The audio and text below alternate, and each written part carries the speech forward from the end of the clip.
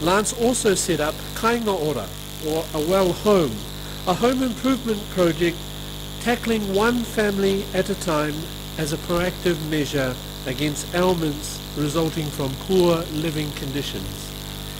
Lance is a former student of Hato Petera College, and many of the Hato Petera whānau are here tonight. Ngā mihi nui kia koutou. Nō reira huri noa e te rangatira e Lance, tēnei te mihi kia a koe, e tūkahana, e whareki tia nei tō kōrero me o mōhiotanga. Nō reira e te rangatira piki mai, kake mai, nau mai, haere mai, haere mai. Ladies and gentlemen, with great pleasure, I introduce to you Dr. Lance Sullivan.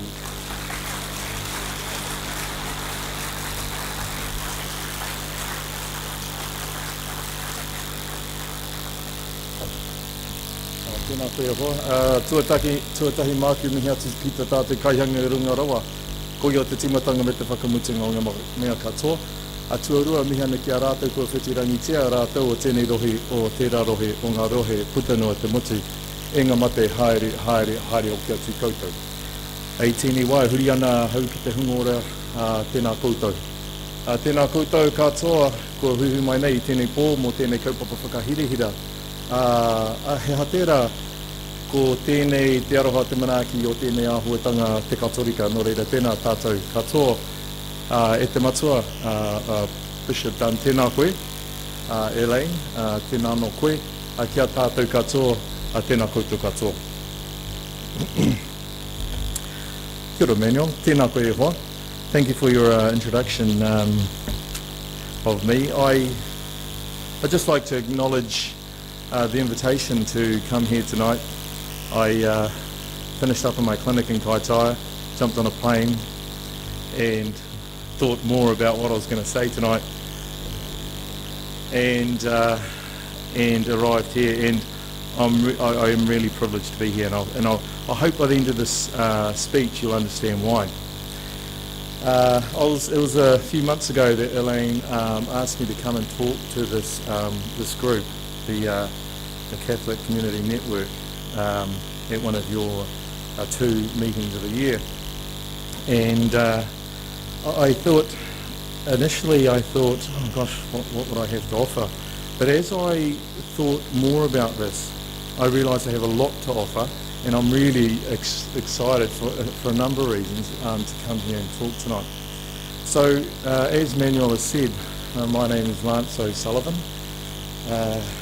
I am married to Tracy, and a good Catholic family. We have 7 children, all together. And I'm really proud that one of our children, Nina, is here in the audience tonight. Proud for that she's here to hear her father speak.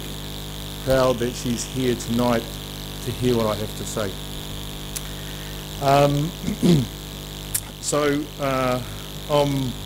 I was raised by a proud and strong mother, who's Marlene O'Sullivan, and I'm also very proud that and happy that my mother's here tonight for the same reasons.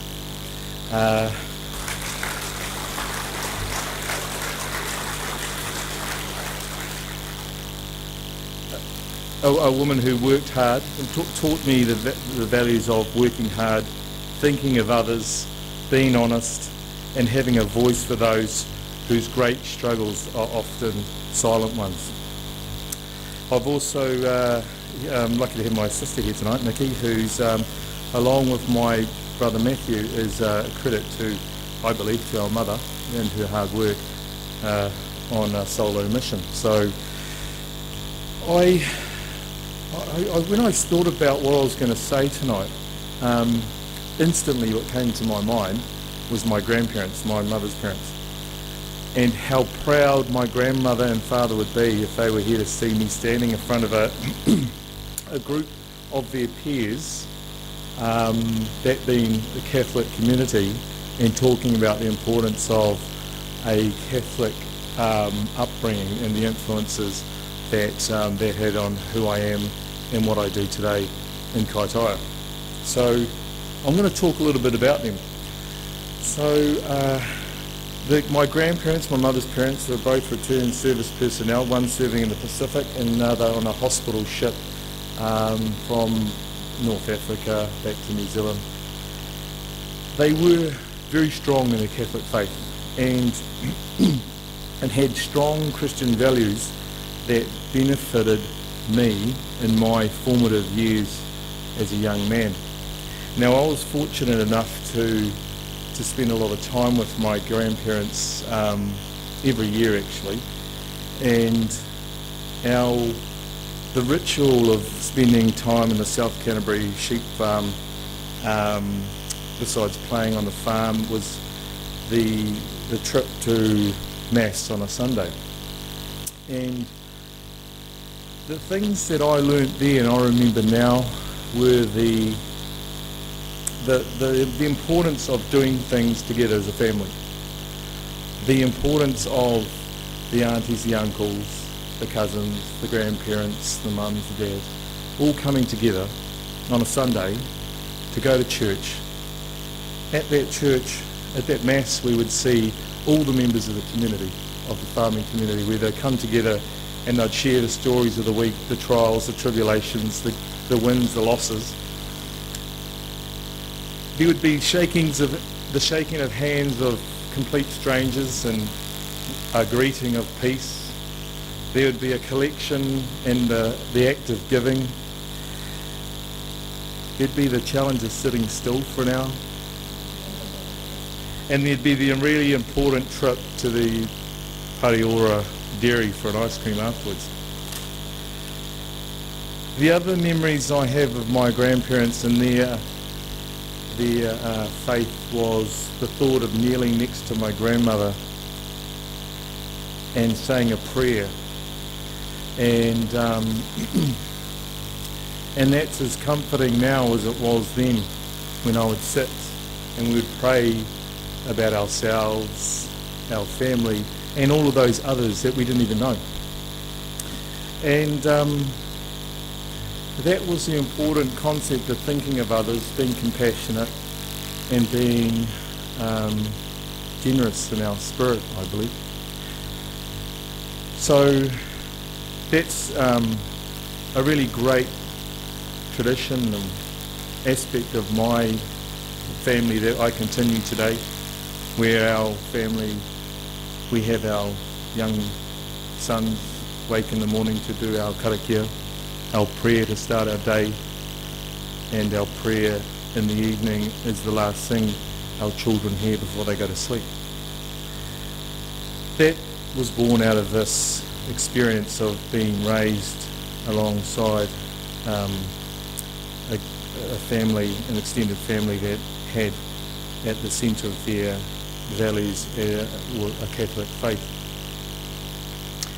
The other things I learned from my experience, my time growing up with my grandparents, was those important things I mentioned about my mother, which obviously my grandparents passed on to my mother and my mother passed on to me, which was the idea of working hard, being honest, being compassionate, and being an advocate for those who are less fortunate than us. I guess it's really important to now point out that life never goes smoothly, and my journey to success, as I measure it, is as much coloured by lovely stories like that as it is by challenges. And I guess this is the time where I point out that when the time comes when the focus is lost on important values that we're all here talking about tonight, can impact on people on a daily basis. So here I was as a young Māori man finding his way in the world, and I think it would be fair to say there were times when the focus was lost. The values that I had been taught were a struggle to maintain for lots of different reasons, and so the colourful chapter of my life was I went to one secondary school here in Auckland, and that didn't agree with me, so I left. I went to another secondary school. My grandmother, what would you say, petitioned or for me to travel down to the South Island and go to a secondary school down there. Maybe it was because it was a Presbyterian school. I didn't do well there either. I remember my grandmother getting dressed in her Sunday best and going along to the rector and saying, "Look, this boy is really a good boy, give him a chance." And unfortunately, we didn't work out, the school and I. And at that time, it was trying to manage, as a young man, the inner conflicts which many of our young people today are trying to manage, without a firm grip on the values that we hear today to endorse and support. And I want my daughter to hear that. And so I was asked to talk about a turning point in my life. And so the turning point in my life is going to Hartwell Petera College. Now, just while I'm on that note, I'm going to acknowledge these two young boys who gave us an awesome example of talented young men. So Tina Koro. I went to Hartwell Petera College, which is the brother school to St. Peter's College, the older brother school. But I can categorically say that going to Hartwell Petera College, a Catholic boarding school for Māori boys, was the turning point in my life. And I believe the reason for that is that it reconnected me with those important values that I had, then lost, and then gained again. And I think the idea of my talk to you tonight is that by the end of this, you'll see how these impacted on who I am and what I do in my job as a doctor in Kaitaia. So, that was a combination for me of the values that I was taught as a young man from my grandparents, both on my mother's side and my father's side, engaging with that, a very important part of who I am as a young Māori man, the coupling of that and these Catholic values, which I think resulted in a half-decent graduate of this college. At that college, I had two memorable experiences. One was I arrived first day at Hartwell Petera College from a suburb of Auckland called Pakuranga. So I was asked by brother Mark on my first day of college. I think brother's father in Rotorua, the last time I saw him. And he said, "Where are you from?" I said, "Pakuranga." And he said, "Oh, you mean Pakuranga?" I said, "Yes." It was the last time I ever said Pakuranga. This is a Pākehā brother telling me how to speak my language. It was memorable. The next part was having my mother's uncle, brother Paul Scott, come to my school at Hartwell Petera College, and here I was sitting on the concrete platform outside the old dorms, Nina, talking to this old Pākehā man who was next to me, and I was wondering why all the brothers were making a big fuss, but I realised that brother Paul was a very important man in the Catholic community. He was a bit of a guardian angel for me when I went to Hartwell Petera College, when I was reconnecting with this important concept and aspect of who I was, which was my Catholic faith and Catholic values. I learnt things at Hartwell Petera College which hold me in good stead today, which is the discipline, the pride in standing tall and talking with confidence and self-assurance as a young Māori man. So that, I'm here tonight to celebrate what my family were able to give me, what my kura, my school was able to give me, and that led me to become, I believe, the father that I am proud of being, and a husband I'm proud of being, and I guess importantly to where I am today, which is a doctor in Kaitaia. So yes, I am a doctor. I guess I think the values, and I know the values that I am here to talk about tonight, were that of what I'd call that form the basis for something called servant leadership. So this is a concept that recently they put a name to this, an idea that I think I knew in general in a broad sense. Servant leadership is an inherent desire to serve, followed by a conscious decision to lead. And I think that sums up a lot of the values that we are talking about tonight, which is a sense of serving others. And I certainly take that on board, and I like to think that I'm a servant to the community I serve. I have a skill that I'm blessed and privileged to have, which is a medical degree and experience around helping improve the health of the community I serve, and it's rewarding.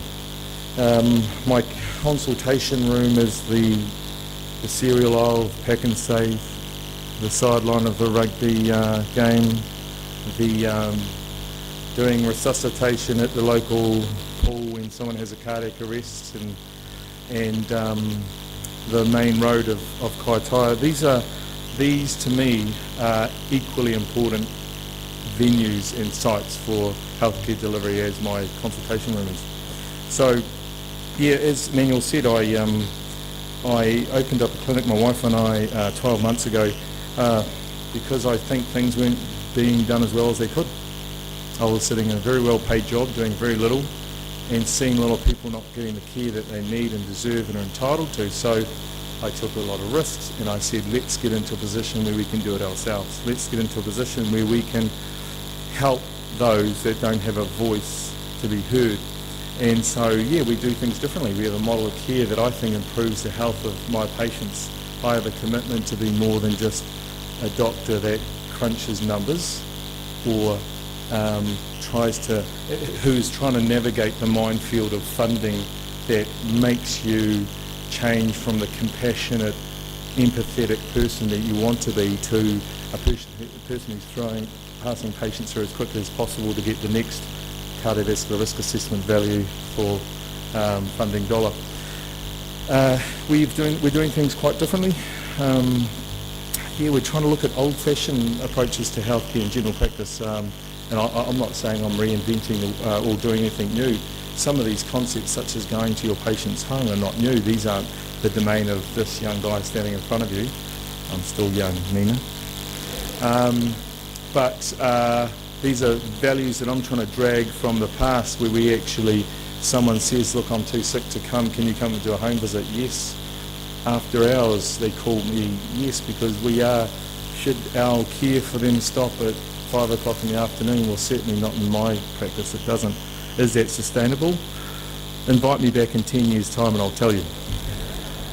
So look, we are being innovative, and I stand up here quite unashamedly and say I'm being innovative. We're trying to look at how we can deliver care outside of a consultation room. We have a prescription fund that people around New Zealand have donated money to us because they believe in what we're saying.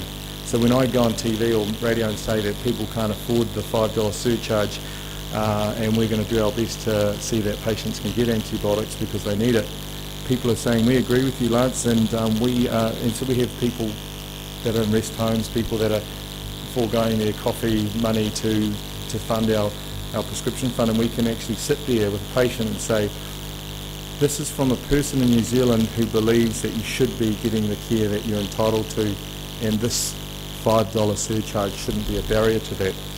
So that's rewarding. Do I need to stop soon? Okay. I'm very bad at going over time, so feel free at kicking me off at any time. So we have this ability to help those that can't be helped.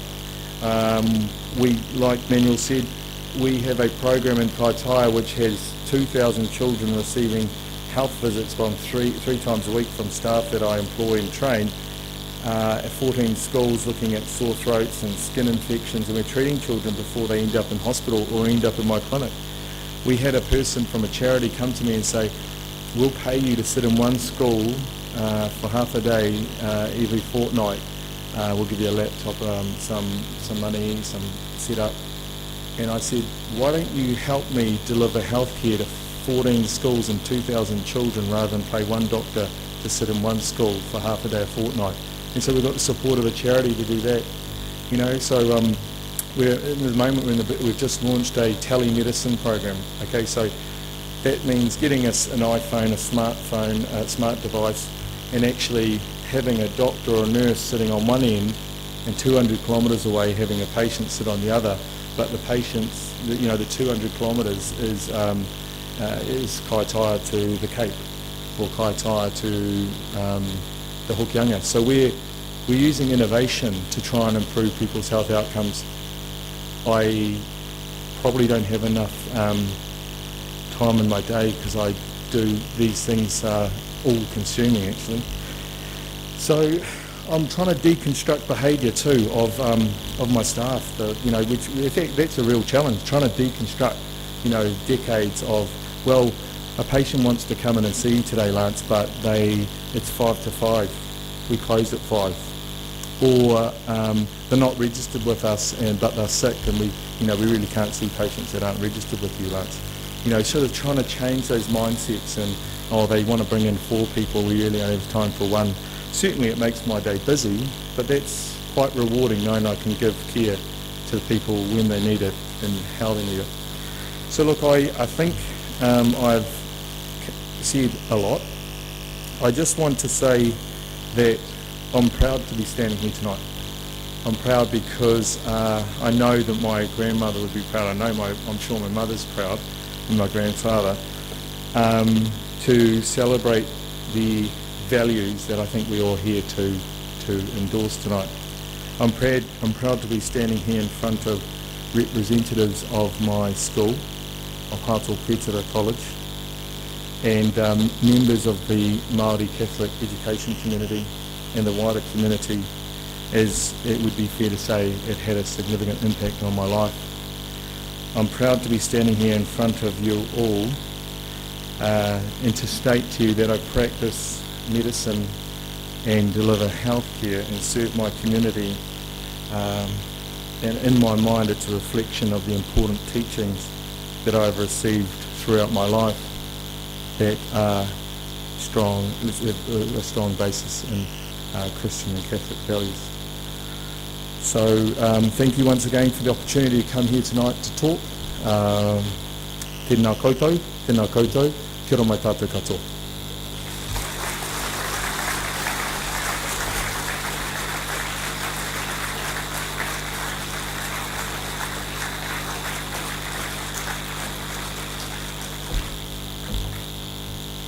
Dr. Lance, thank you so much for your presentation this evening. Thank you for the commitment that you made to travel from Kaitaia to here. One of the points you made in your presentation was about Brother Paul Scott. And I just need to tell you, and the rest of you, that Bishop Patrick and I were educated at Sacred Heart College, and Brother Paul Scott was then called Brother Pastor, and he was the director of the college. And one of his old sayings was, and this is particularly before a rugby match, "Go well, boys." And I just want to leave you, particularly Lance, with this, that you have gone well. So well done.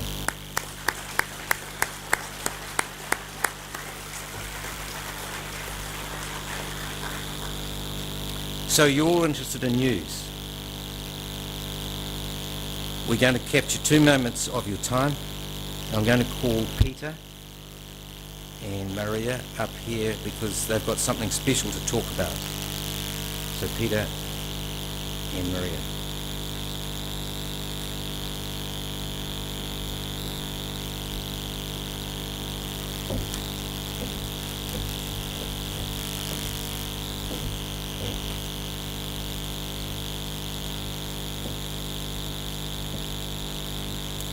Thank you, Terry. Thank you, Elaine. In 2010, Pope Benedict said the role of the Catholic newspaper is to proclaim the gospel by telling of concrete events in Catholic communities and the real situations they are in. NZ Catholic is New Zealand's only national Catholic newspaper. We tell stories of Catholic communities. We get those stories from a wide variety of sources, but our key point of difference is our local stories, and many of those you will not find published anywhere else.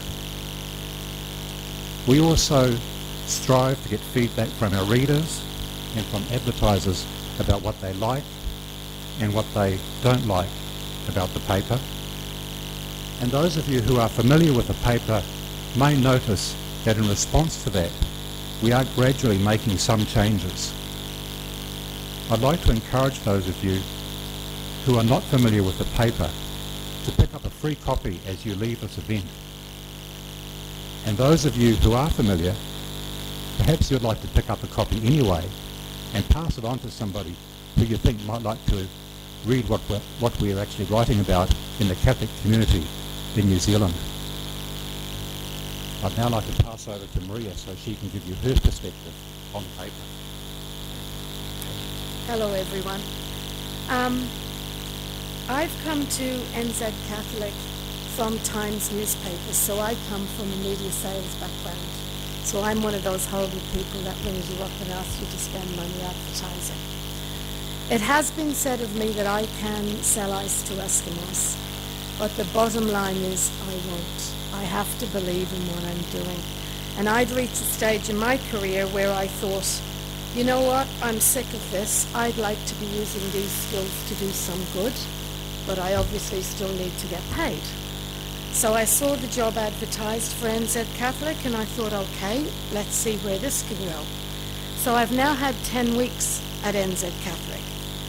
And as Peter has outlined, we're in the business of supplying news, Catholic news, to the Catholic community. And the only way we can get this news across is by sales of NZ Catholic. We do have a loyal subscriber base and door sales at churches. However, we need to increase the subscriber base and we need to increase those sales.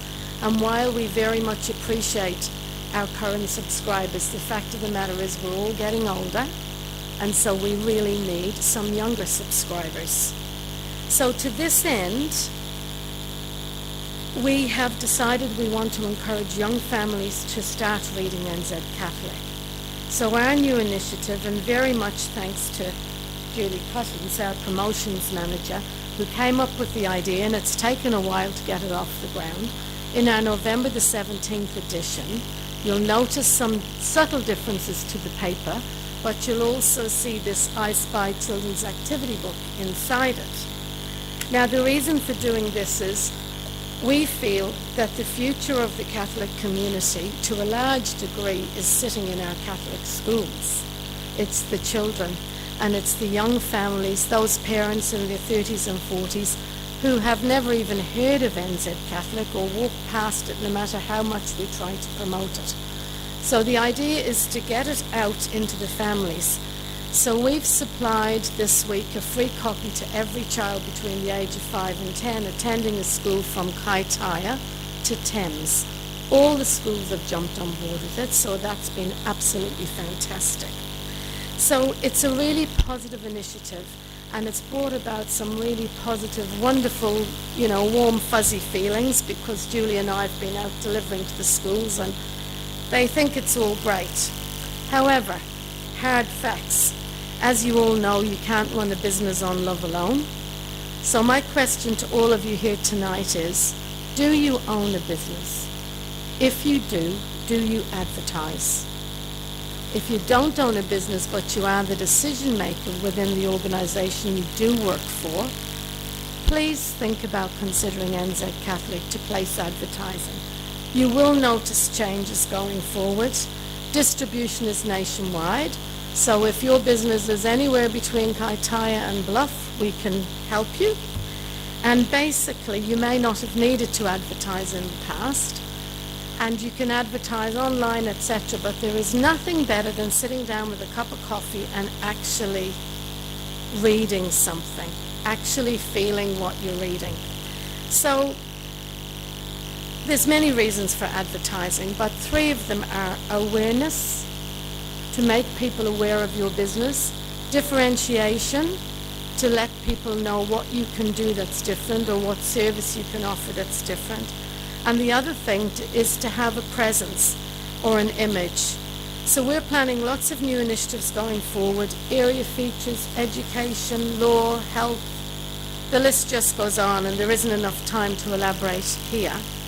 However, what I am asking all of you, if you're even remotely interested, or you're not, even if you want to come up to me and say, I'd never advertise, just talk to me, grab my business card, give me a ring. I'm happy to meet with anyone to discuss your advertising needs. Just give me a little of your time, and at the end of the day, you get to make the decision. Thank you.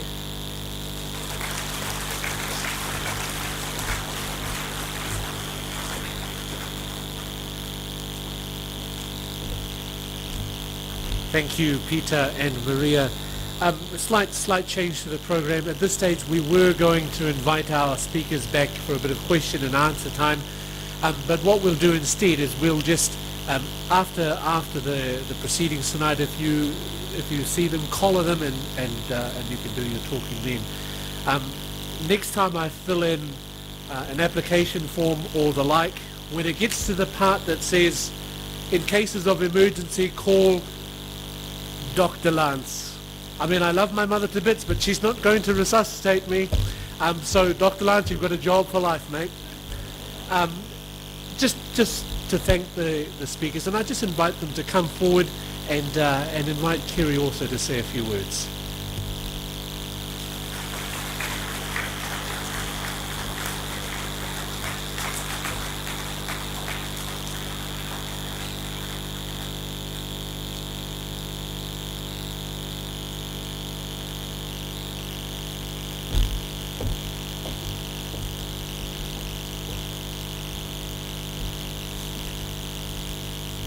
So look, at the beginning of this evening I talked about inhaling. You may now exhale. The promise has been fulfilled, and tonight there were some jewels that were delivered here that I hope that you'll spend some time, reflect upon, tell your children, tell your grandchildren. There are some special messages tonight. And so on behalf of everyone here tonight, to our speakers, I thank you. To our singers and to our musicians, to our navigating MC, I thank you very much. And on behalf of us all here, I have a small presentation to make. So,